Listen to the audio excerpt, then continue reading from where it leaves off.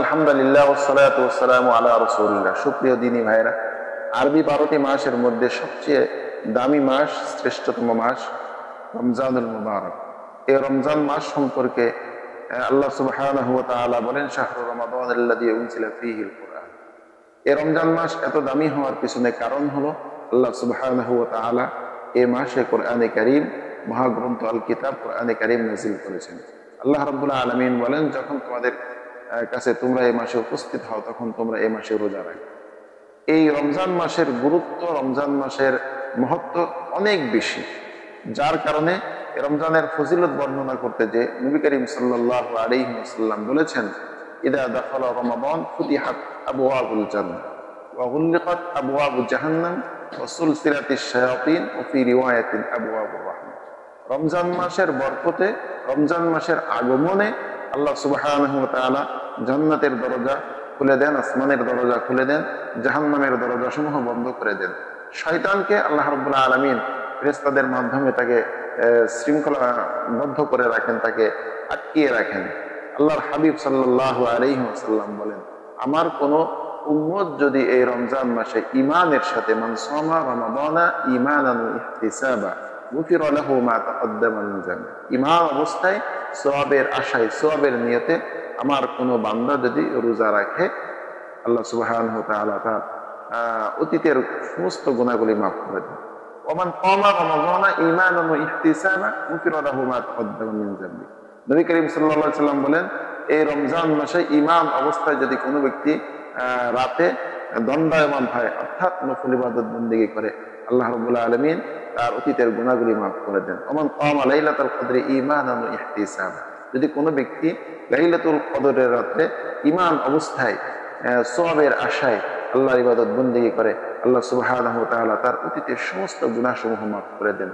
এই রমজানের এত বেশি ফজিলত, এত বেশি গুরুত্ব, এই রমজানের এত বেশি দাম যে আল্লাহ সুবহানাহু ওয়া তাআলা বলেন, আমার কোনো বান্দা যখন এই রমজান মাসে রোজা পালন করে, এই রমজান মাসে অন্যান্য ইবাদত বন্দেগী করে, আল্লাহর হাবিব সাল্লাল্লাহু আলাইহি সাল্লাম বলেন, তার নেকির পাল্লা 10 থেকে নিয়ে 700 গুণ পর্যন্ত আল্লাহ পাক বৃদ্ধি করে দেন। তবে নবী করিম সাল্লাল্লাহু আলাইহি ওয়াসাল্লাম বলেন, ইল্লা সিয়াম ফা ইন্নাহু লি ওয়া আনা আজসি বিহি। আল্লাহ তাআলা বলেন, রোজার প্রতিদানটা ভিন্ন, কারণ বান্দা রোজা একমাত্র আমি আল্লাহকে খুশি করার জন্য রাখি। ইয়াদাউ শাহওয়াতাহু ওয়া তুআমাহু মিন আজলি। বান্দা তার খাবার থেকে নিজেকে বিরত রেখেছে, শাহওয়াত থেকে নিজেকে বিরত রেখেছে, কার জন্য? একমাত্র আল্লাহ সুবহানাহু ওয়া তাআলার জন্য। এই কারণে আল্লাহ পাক বলেন, এই রোজার প্রতিদান একমাত্র আমি আল্লাহ আমার বান্দাকে নিজের হাতে দান করব।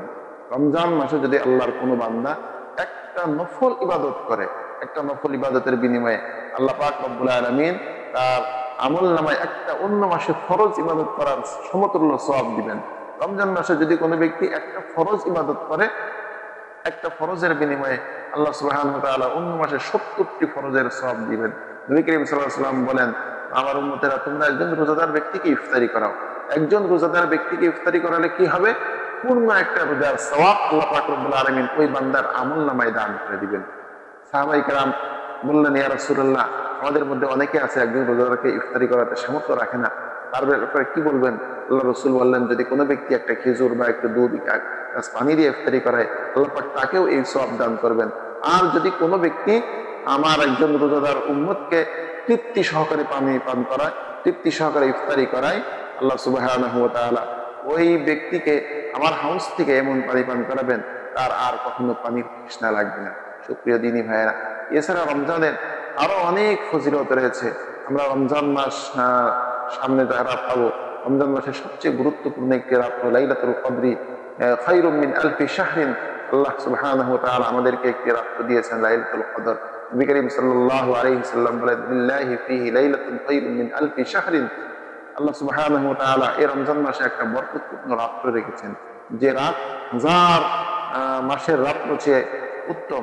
সুতরাং এই একটি রাত্র যদি কোনো ব্যক্তির জীবন থেকে হারিয়ে যায়, এর কল্যাণ থেকে যদি কোনো ব্যক্তি বঞ্চিত হয়ে যায়, সে সমস্ত কল্যাণ থেকে বঞ্চিত হয়ে গেল।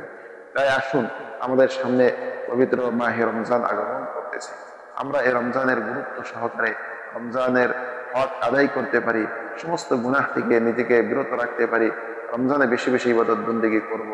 আল্লাহ পাক রব্বুল আলামিন আমাদের সকলকে রমজানের সম্মান রক্ষা করে রমজানে বেশি বেশি নেক আমল করার তৌফিক দান করুন।